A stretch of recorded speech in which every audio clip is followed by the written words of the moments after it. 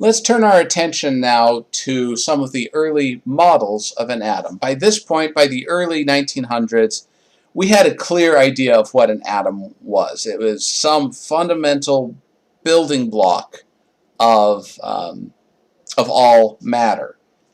And on top of that, we knew that it included both positive and negative charges. And sometimes you could manipulate the atom so that it was positively charged. You could manipulate it in other ways so that it would be negatively charged. We didn't really understand why, but we knew that we could.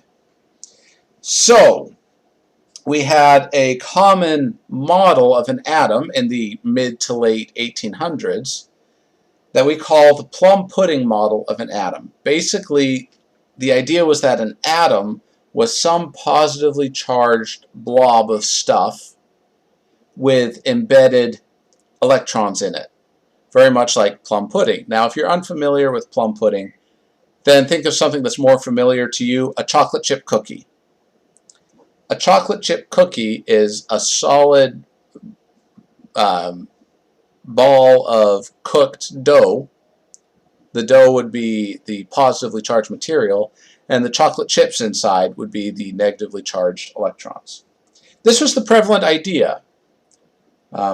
So the plum pudding model is kind of an English way of thinking about it. More Americanized would be the chocolate chip cookie model. Makes me want to go get a chocolate chip cookie right now. Maybe I'll bring some for class. Huh? Too bad it's virtual right now. Anyway, sorry, that was poor. Now I'm making you all want chocolate chip cookies too.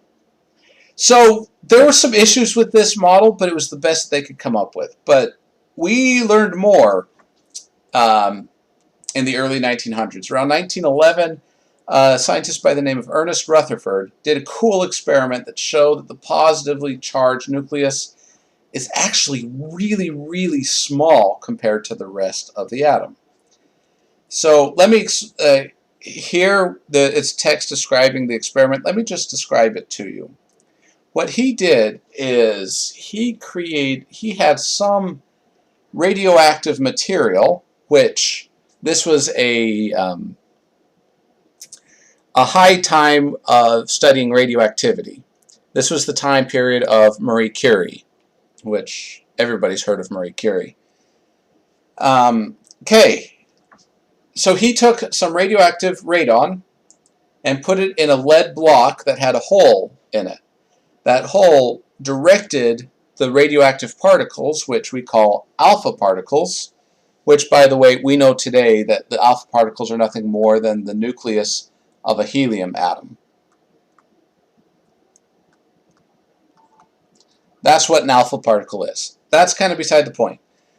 So this radioactive material released alpha particles, and he decided to see what would happen if he aimed these alpha particles directly at a very, very thin sheet of gold foil. And he said one of two things is going to happen. Either that those alpha particles are just going to punch right through and go straight and create one bright spot on this viewing screen, or the alpha particle would hit that and it would be reflected. And so all of this light would be reflected backwards, and you could see it anywhere in this region of the viewing screen. Strangely enough, that is not what happened. What he saw was that the alpha particles did not punch a hole through the gold, and yet still carried through the gold. Most of the alpha particles scattered at some angle very close to the center, and so you ended up with a region here. This region was very brightly lit, and you'd have these bright spots just flashing on and off right there in that region. But occasionally we'd also get some bright spots back here. What on earth is going on? Rutherford determined that really an atom is a small region of positive charge with your negative charge, or your electrons, moving around it. And so you take this alpha particle, and most of the time, the alpha particle would pass right by, pass in this empty space. Occasionally, this alpha particle would come closer to the positive charge, and positive charges repel, and so it would push these alpha particles off to the side. And that's what caused all of these spreadings in the front part of the experiment. And then occasionally you'd get an alpha particle that would come more or less head on and thus reflect back, creating a few spots in the back of the viewing screen. It was a brand new idea of the atom. The point of all of this is that the results of this experiment could not happen if the atom looked like a chocolate chip cookie. It couldn't work. So all of a sudden we've got this new view of an atom, where an atom is a positive charge with negative charges all around it. Okay? And oh, there you go. That's what I was trying to draw. So most of the atom is nearly empty space. And yet there was another experiment that this did not answer. Occasionally, or you can take a gas and put it in a tube, and then if you put apply a voltage to this tube, these gases will light up.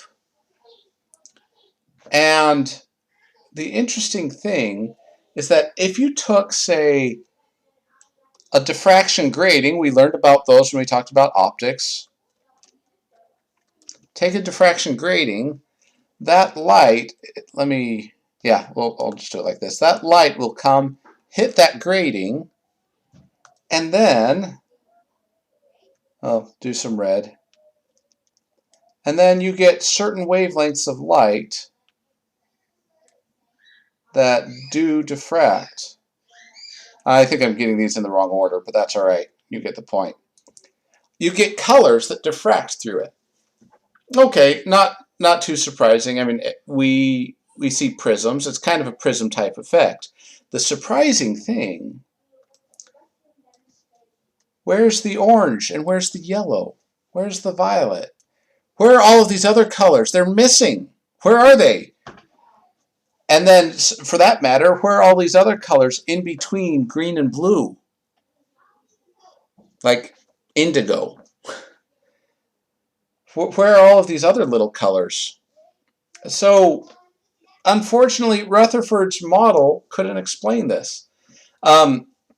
Here, this is kind of what you see. If you put a diffraction grating close to electrified hydrogen, the hydrogen is going to give off light. Let me get a better color here.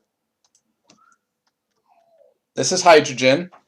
You heat it up, it's going to emit, you electrify it, it's going to emit light. You put a diffraction grating, you end up with a bright red spot, a light blue, and a darker blue, and one that's bluish, almost violet at this point. And you see those, but all the other colors are missing. This line B, this is sodium. If you take sodium, put it in a glass tube, and apply a voltage, it's going to release a certain spectrum of colors as well that you see in this line. Now, you can't really see it very well, but this is actually two lines. And that's important when we get to this third line. This third line is looking at the sun. If you shine light through a tube and put a diffraction grating across that tube, then this is what you see from sunlight. Notice anything interesting? Well, there are gaps. There are holes. Down here you're getting into the infrared, which we can't really visibly see, but so may or may not be there. But we have these gaps. In particular, there are these two gaps, which match perfectly with those gaps of sodium. Interesting. So all of a sudden, the sun does not give off every single wavelength of light, and in particular sodium. By the way, this is kind of an interesting side note. This tells us that there is no sodium in the sun. Because if there was sodium in the sun, it would be emitting these two wavelengths. But since there's a gap in the sun, those two wavelengths aren't given off. So the sodium can't be in the sun. Otherwise, those gaps wouldn't be there. So that's one way that we can tell the composition of different stars. We can tell what atoms are and are not inside of stars by the electromagnetic spectrum that it gives off. All right. All of that is to emphasize the point that Rutherford's model of the atom here does not explain why we get this random thing. Remember, we learned that photons can come in, hit an electron, and it'll move up to an excited state. Well, something they had learned by this point is that if the electron falls back down, it gives off that photon.